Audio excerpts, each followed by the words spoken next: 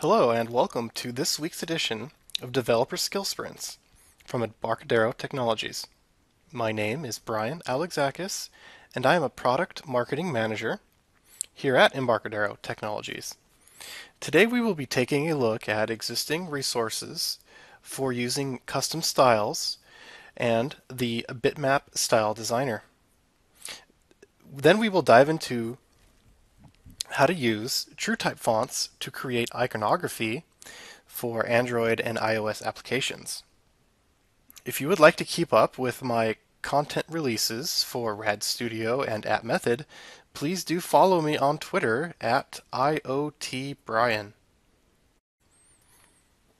Today's skill sprint will feature a demo that works across all platforms, Windows, OS X, Android, iOS, and is compatible with both development platforms, Rad Studio and App Method.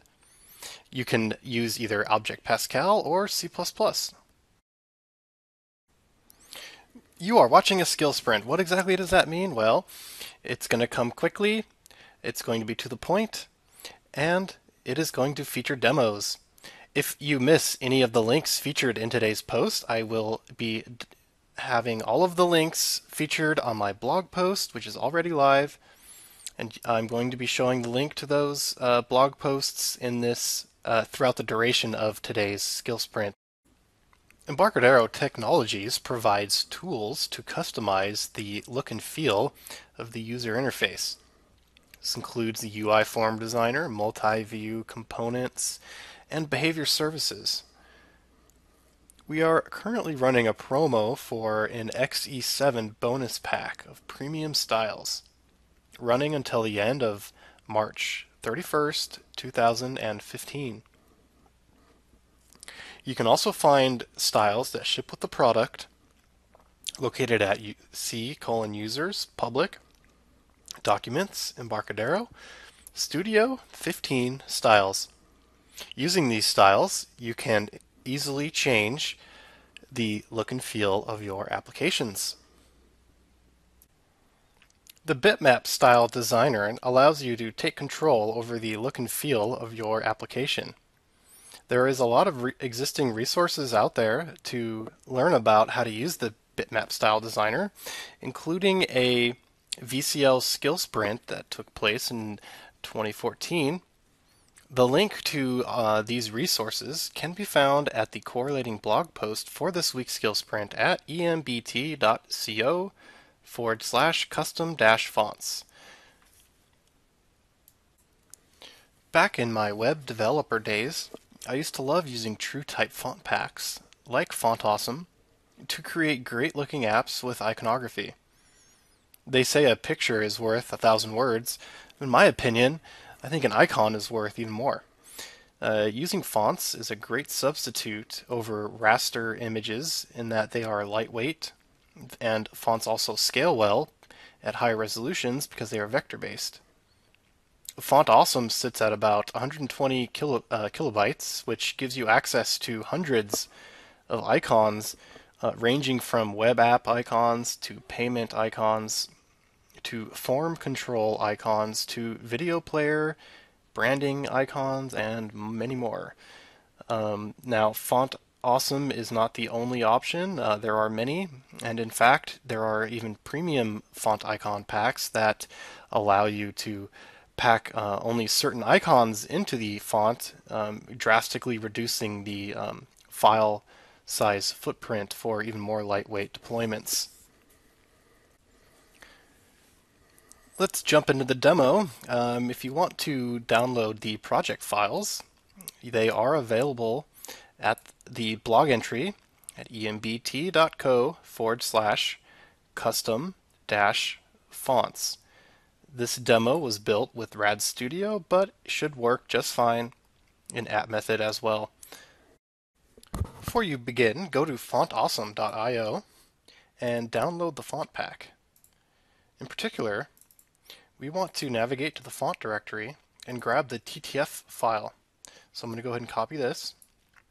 Go into my Rad Studio projects, and I'm going to create a new folder for Font Awesome Test.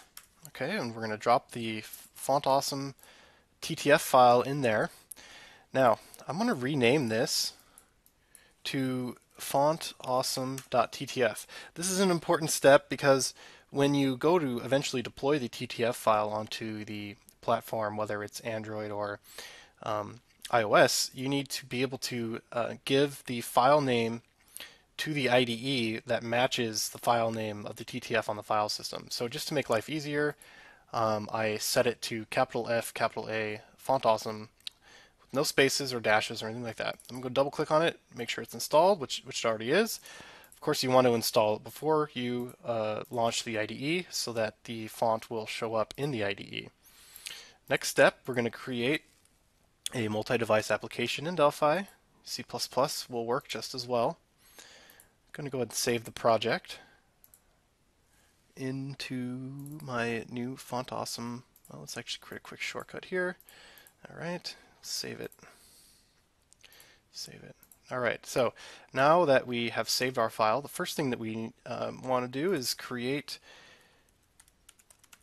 a label. And we're going to go ahead and align this to the client. Come down to the font options, go to the text settings, font family, and set Font Awesome. We'll set the size to be nice and big.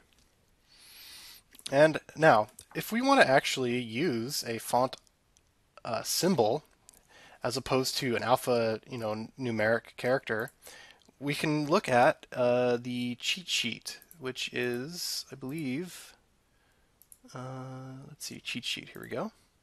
So from the Font Awesome cheat sheet, we can see each name of the icon with its correlated Unicode value. Another way that you can get to the icon is to open up Windows Character Map. Load Font Awesome and select the icon that you'd like to use, for example, the calendar. I'm going to go ahead and use Control C. Let's try this again. I'm going to use Control C to copy that character, go back to the IDE, and then I'm going to paste this into the text property from the Object Inspector. Even though it shows up as a dot within the editor here, you can actually see that the calendar is within the app here. If I load this in as a project inside of Windows, it will show up as you expect because in this situation the font is loaded into the operating system itself. We're going to get into deploying for Android and iOS next. Okay, let's take a look at what we need to do in order to deploy this to the Android platform. Okay, so we're going to go ahead and go to the deployment window so that we can package in the font file to the deployment. So when we go to the project deployment page, we're going to make sure that we are actually going to be targeting Android. So I'm going to change this to the debug Android platform. Hit the little add file button, and this again we're going to make sure we navigate to our project folder, select the font, hit open. Here it is here. Now we want to change the remote path to /assets internal. One quick trick about editing the values here, you're actually going to want to triple click in order to get into it. All right. After you've added the Font Awesome to the deployment manager, we then need to look at a FMX PAS file for loading font glyphs into Android. To locate the fmx.fontglyphs.android.pas file, you want to navigate to C Program Files, Embarcadero, Studio, 15 source FMX. And within this folder, we can scroll down and look for font glyphs. And here it is right here. We only need the one for the Android platform. So I'm going to go ahead and copy this file, go back to my project directory, and paste it into the root of the project directory. The next step is to add that file to our project by right-clicking on the project name from the project manager and selecting Add. Again, we want to navigate to our project directory and the root folder contains the PAS file that we copied earlier. Okay, now that we're looking at the actual PAS file, there are some edits that we need to make in order to get FireMonkey to load our custom font. The first step that you want to do is add system.ioutils to the uses case at the top of the PAS file. So that would be right here, system.ioutils. This is going to be used to query the local directory for the presence of a custom font. Scroll down the page a little bit. This is actually where the typeface gets defined by default. Now, this does not support custom fonts, so we're going to be replacing this. But before we do that, we need to actually create a new string to contain the value for our new font file. And we're going to declare that up here in this var block. Oop, paste that. That's not the right copy. Let's try that again. There we go. Font file of a string type. And we're going to use the following code in order to load a custom font. So let's take a look at this code here really quick and see what it's doing. Here we have the font file string variable that we just created being set to the document path, and this is where that the ioutils package comes into use. And then we are going to check whether or not this file exists on the file structure. And if it does exist, then we set it to the typeface to that file name.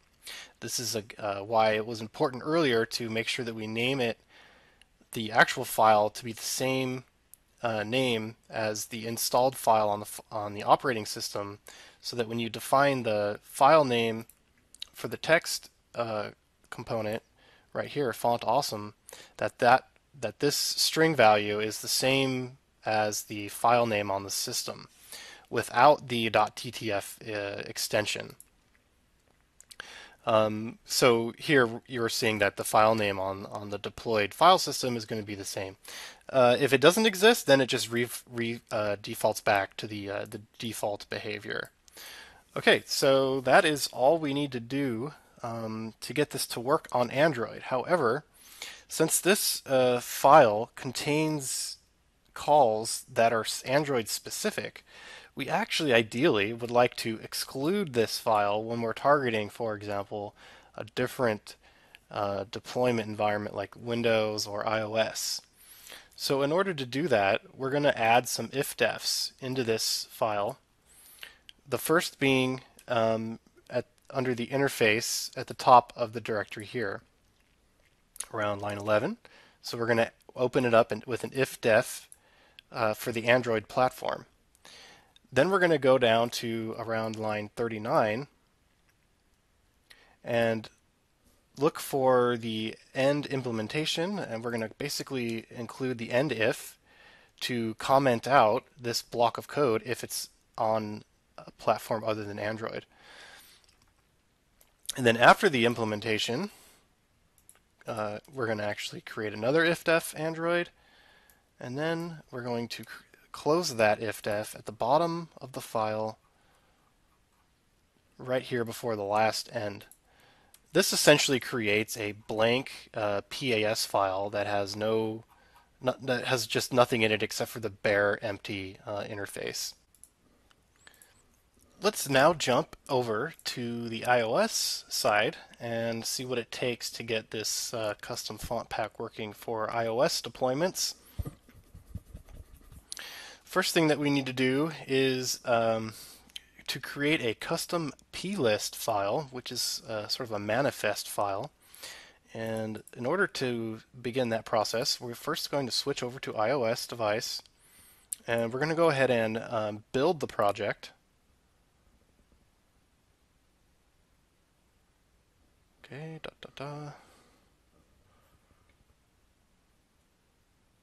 Okay, project has been built, and if we switch back to our project directory, we can see that we now have an iOS device folder with a debug folder.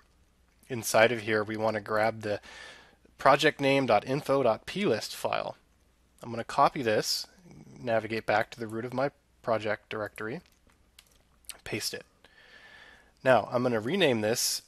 You can rename it to pretty much whatever you want, but for the purposes of this demo, I'm going to call it fontawesome.info.plist. Then we're going to want to go ahead and open it in the editor here. Oh, let's see. Oops. Sorry, having some UI issues here. Nope. Okay, sorry about that. All right, so we're going to want to edit this file, and we're going to want to add a new key value pair as such. At the top of the list, underneath the root dictionary node here, I'm going to paste in our new value.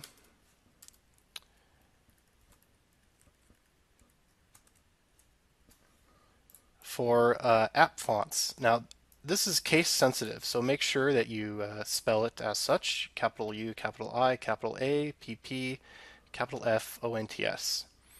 And then within the string value, we want to put the name of the font as it exists, again, on the file system. All right, so let's go ahead and save our project here. And now that the plist rather has saved, we can go ahead and close this out. And now we need to add this plist file to the deployment via the deployment manager. So we're going to go back to the deployment manager. We're going to switch to the iOS device platform, and we're going to go ahead and click the add button. We're going to select our plist file and hit open. And we can find this file right here. If we sort by, let's see, if we sort by remote name,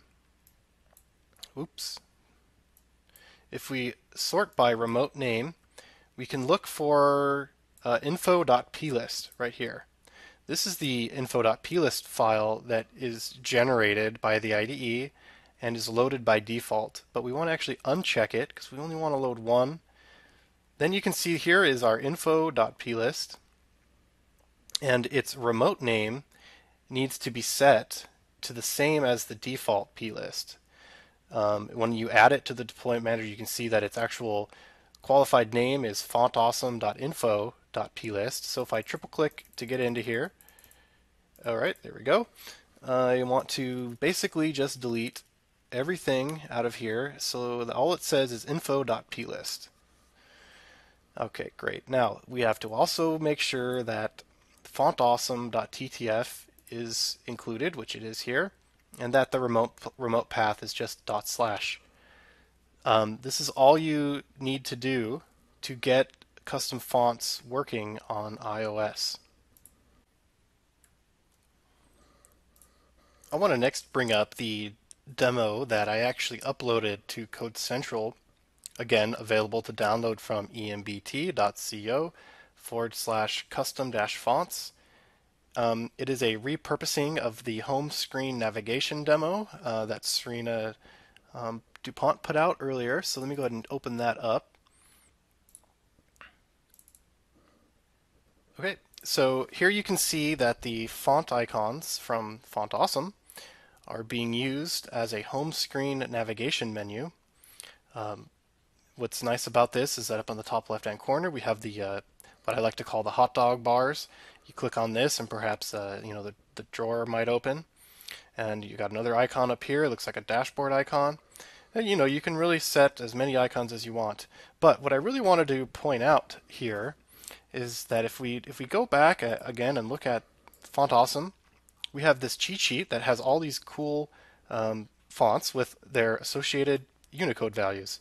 Well, I went ahead and created some helper files.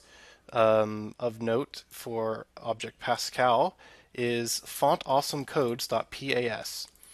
This contains a bunch of variables that has the name of the Font Awesome icon. So FA adjust is up here, as you can see here, FA adjust, and its Unicode is set as such. So in code, if you wanted to set a Unicode in code, you go to the code here, and I have done this right here. So this makes it extremely easy to set your iconography using Unicode string. I include the fontawesomecodes.pas file in the uses case right here. Now, if you're in a C++ application as opposed to PAS, you are in luck because I also created a header file, which I will go ahead and open up here. And similar to the PAS file, it has the variable name and the code for the Unicode so that you can just simply call against it. And again, these files are included in the download for this demonstration, this project right here. This let's see, nope, that's not it. This project right here. So if you want to take a look at that and get started using iconography, please do go check out my blog post, which again you will see the link to it shortly in this presentation. And that is it. Next week we have hassle-free and supercharged for loops with the Parallel Programming Library. This is part of an ongoing skill sprint every Tuesday. You can register for future skill sprints at embarcadero.com/landing-pages-skill-sprints. And you can download a free trial for Rad Studio and get started with iconography at embt.co/trial downloads. We have come to the end of this skill sprint, and before I turn it over to Q&A, I would just like to remind you that you can get today's blog notes as well as the downloadable project files at embt.co/custom-fonts. I hope you've enjoyed today's skill sprint, and I will now turn it over to Q&A. Yeah, Paul had asked about the Bitmap Style Designer and styles supporting the latest iOS 8 and the latest devices, iPhone 6 and 6 Plus, and Serena covered using FireMonkey with iOS 6 and 6 Plus in last week's skill sprint.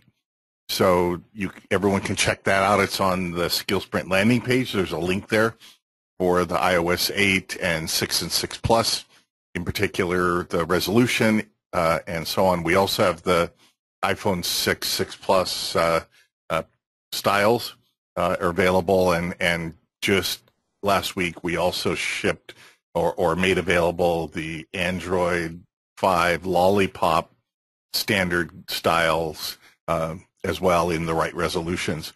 Let's see, there was a question about can you use multiple fonts in the same application like you did? Right, that's a great question. I didn't actually test that, but I don't see why you couldn't. I think you would just simply add in the plist file for iOS, you just would add another value for each font within the array there.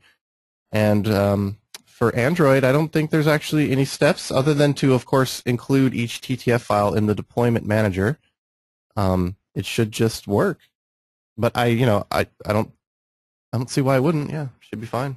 And Kenneth was asking, instead of if-diffing the whole source code in the file itself, right? He says he normally uses an if-def right. in the uses clause. Sure. No, that totally works if you're doing an Object Pascal project. You can definitely do that. Now, there are actually two places you're going to want to if-def those includes. One is for in the actual project view source from the project manager window. And then the other is from the actual PAS file for your project as well. So you have to set it in two places. Be careful there. And then if it's a C++ file, you actually cannot use an ifdef. You have to do it inside. You have to do the ifdef inside the PAS file if you're doing a C++ project. So I just did it inside the PAS to handle both. And then John it's sort of a question comment. I assume setting the size of the font makes them bigger or smaller as needed? Well, that's the cool thing about using fonts for icons is that they are rendered as a scalar. I mean, they are rendered as a vector, and so they scale up great at high resolutions. So I'm sure there's programmatic hooks you can do to increase the size of the font, or just use the form designer, for each particular view and set the size of the icon as you'd like. And Jens just says, I didn't even think about using fonts like that. Right. That is very cool. Yeah, that was sort of like I said in the skill sprint, that was something that I used to love doing with CSS and HTML5.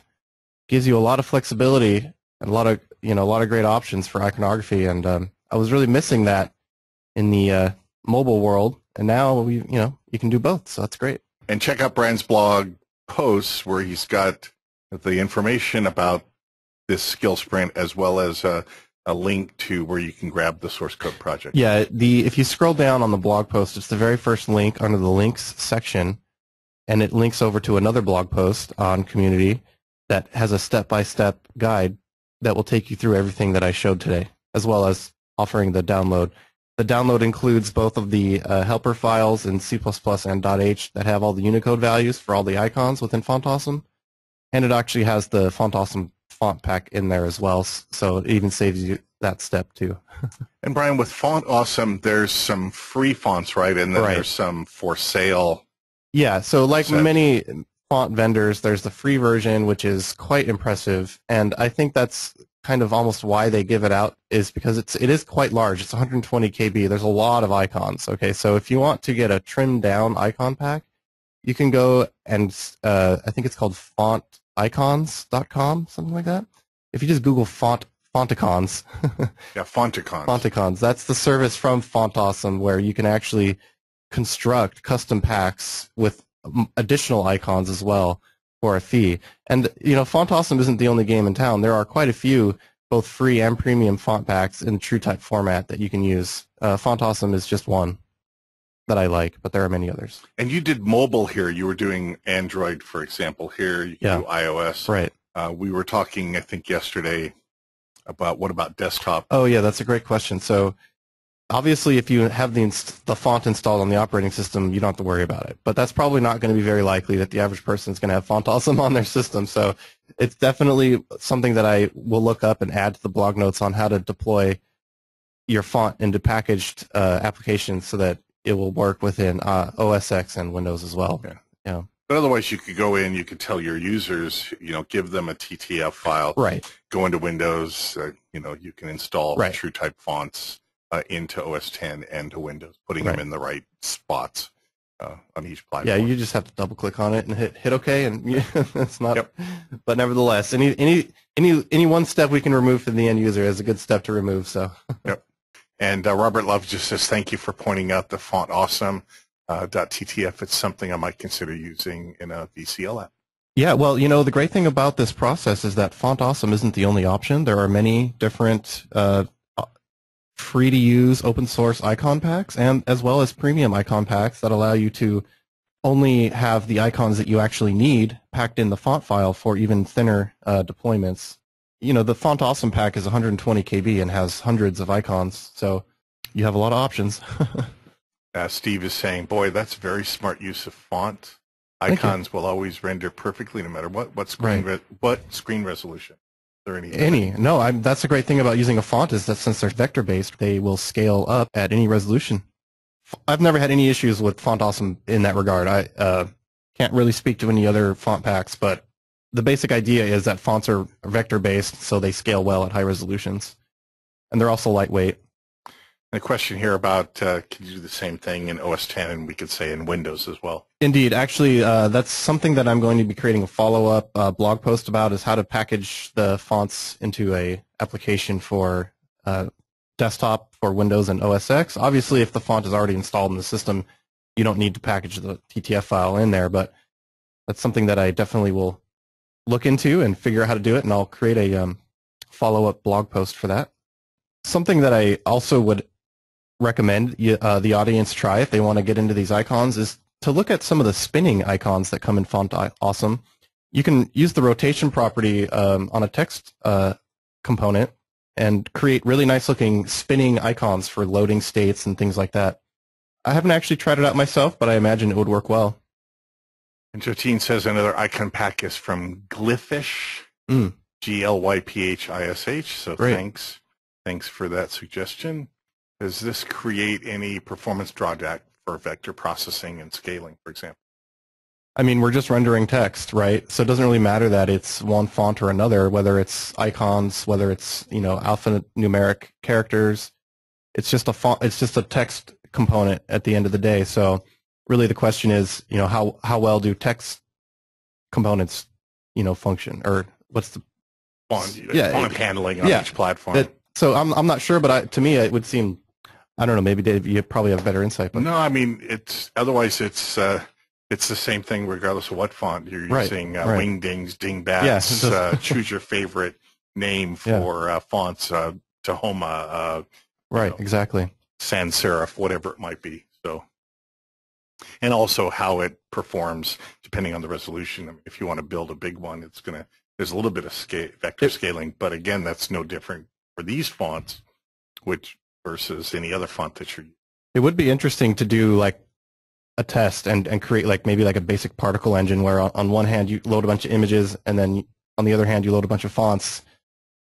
I'd be curious to see. Do you have a link to the spinning icons thing and how you might use them, or these fonts? Or? Yeah. So when I say a spinning icon, that's if you go look at Font Awesome's website, they break the icons into different sections, and one of the sections is spinning icons, and basically you would use the rotation property, and this is all just off the top of my head. I haven't actually tried this, but you just use the rotation property within a text component to just spin it 360 degrees on a loop, and it should be pretty straightforward.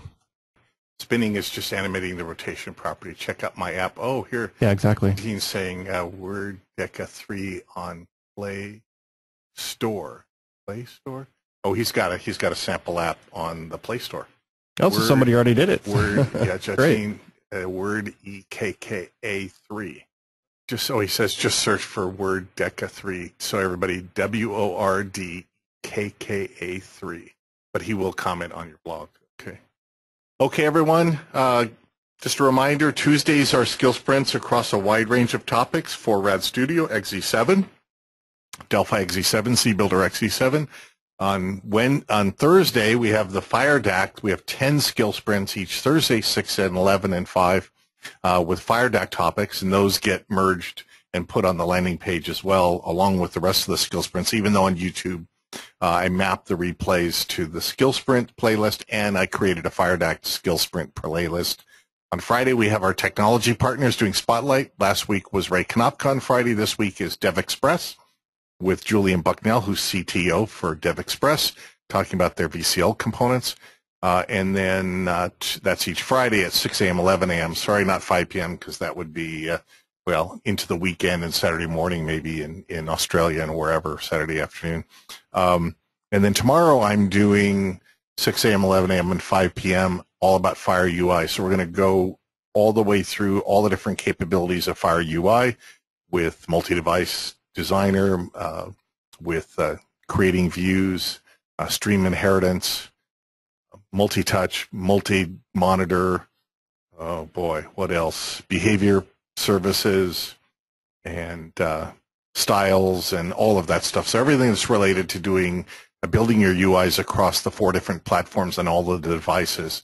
That's Fire UI, and that's tomorrow again, 6, 11, and 5. It has a separate registration. So maybe you'll join us then. Otherwise, have a great morning, afternoon, evening, wherever you are. And again, Brian, great job. Thanks. And one more thing I'd like to add. I'm actually going to be doing another skill sprint towards the end of this series that's going to cover consuming REST API calls for SharePoint, which also includes dealing with OAuth 2.0. Awesome topic. I can't wait. I need it as well. Yeah. Thanks again, Brian. Okay, bye. And thank you, everyone. Bye.